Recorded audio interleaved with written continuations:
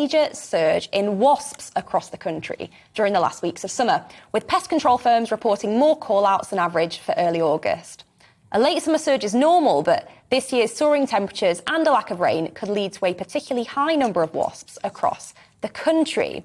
Well, joining me now is Natalie Bungay, the Technical and Compliance Manager at the British Pest Control Association. Natalie, tell us, why are there so many wasps this year? And, how awful is this expected to be for people sitting out in their gardens?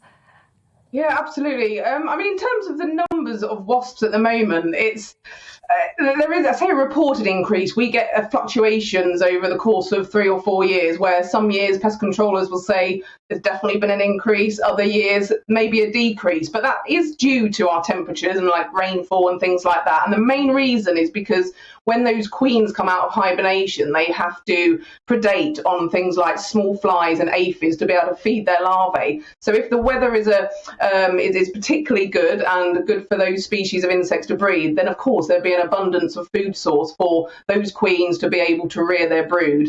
So usually that's the reason why good weather can bring about more wasps. But certainly this time of year, we're looking at the nests are going to be particularly big. So we're looking at 4,000 to 5,000 workers within it. They're at their peak. And as they start to produce those new queens and the males as well, which will mate and fertilise, the worker wasps will actually not really have much of a job to do. So they leave the nest and they start feeding on sugary substances just to survive for a few weeks. And this is when they can get a little bit more aggressive. And it can seem like there's more of them around because they're just kind of busying themselves until it's the end of their season.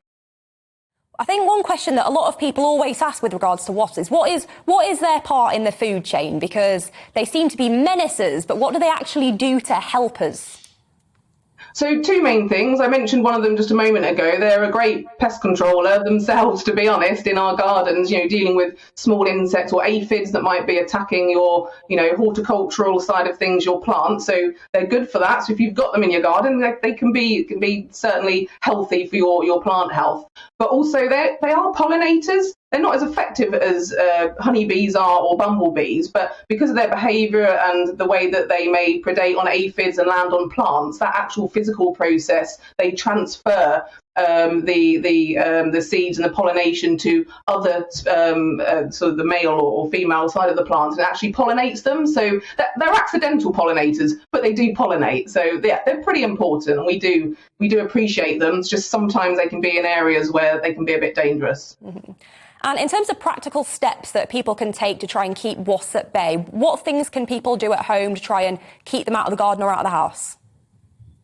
So the main thing will be is keep an eye out. If you notice any extreme activity around the soffits of your house or in a particular hole in some soil or a bush where the wasps are flying kind of in and out in a straight line like this, that might mean that there's a nest there. Now, if you can leave it alone, that's great. But if you feel that it's in a position that could be risky to anybody, if anybody's allergic to wasp stings, things like that, you can contact a pest controller who can come and deal with it. But if you can leave it in place, then just make sure when you're sitting outside, keeping your drinks covered, your food covered, try and prevent taking them out if you can. But of course, this weather, we want to be outside, don't we? So you can buy things called like wasp pots, and basically it's a pot with a sugary substance. And if you place that away from where you're sitting, then hopefully it will draw them away from where you are. And again, you can enjoy your garden a little bit more safely.